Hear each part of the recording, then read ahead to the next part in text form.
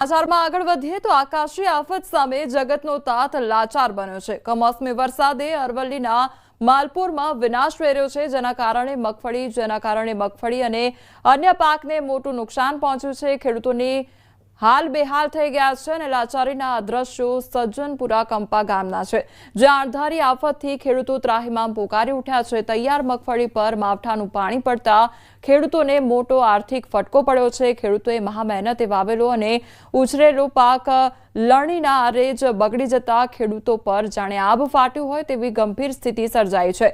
મગફળી, સોયાબીન અને મકાઈના પાકને ભારે અસર પણ થવા પામી છે। કમોસમી વરસાદ પડવાથી અમારી મહેનત પર પાણી ફરી ગઈ છે। રાત્રે એટલો વરસાદ પડ્યો કે આ પથારા બી પાણીમાં તરતા હતા। હવે અમારી અરમાનો ઉપર બધું પાણી ફરાઈ નાખ્યું। ભગવાને સરકારને એટલી જ વિનંતી છે કે અમને થોડીક સહાય આપે અને થોડોક ઊભા થવાની।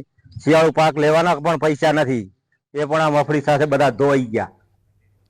માલપુરના અણિયોર કંપા ગામમાં પણ કમોસમી વરસાદે તાંડવ સર્જી દીધું છે। ખેડૂતોએ 1100 વીઘા જમીનમાં મગફળીનું વાવેતર કર્યું હતું।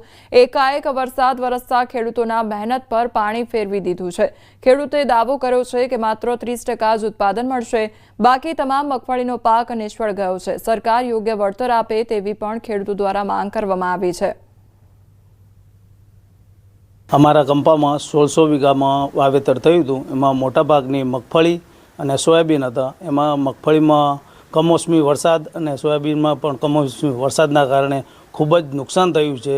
નુકસાન એટલું બધું થયું છે કે પાક દાણા તો હાથમાં આવ્યા નથી, પણ ઘાસચારો પણ નિષ્ફળ થાય એવી કન્ડિશન થઈ ગઈ છે। બનાસકાંઠાના ધાનેરાના ધારાસભ્યએ સીએમને પત્ર લખ્યો છે, તો માવઠાથી થયેલા નુકસાન અંગે રજૂઆત કરવામાં આવી છે। ધાનેરા અને દાંતીવાડામાં માવઠાએ વિનાશ વેર્યો છે। ટેકનોલોજીના માધ્યમથી સર્વે કરવાની માંગ કરવામાં આવી છે। તાત્કાલિક સર્વે કરી સહાય આપવા માટે રજૂઆત પણ કરવામાં આવી છે।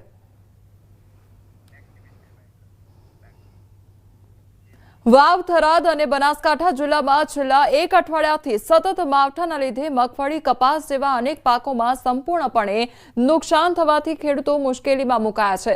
હાલ ખેડૂતોને માથે હાથ દઈને રોવાનો વારો આવ્યો છે, તો માવઠાના કારણે ખેડૂતોની સંપૂર્ણ મહેનત માથે પડી છે। આવા સમયે સરકાર ખેડૂતોને યોગ્ય વળતર આપે તેવી અપીલ પણ કરવામાં આવી રહી છે। અને સરકારશ્રીને વિનંતી છે કે સર્વે કરાય અને સાચા ખેડૂતને પોતાનો હક મળે, અને એના માટે સર્વે કરી અને સહાય જેટલી આપે એટલી ઓછી છે। અત્યારે તો ખેડૂતો રોવાના વાળા આવ્યા છે। ખેડૂતને બિચારાને આગળ પણ આવી રીતે પરિસ્થિતિ છેલી છે, બાજરી વખતે બી છેલી છે।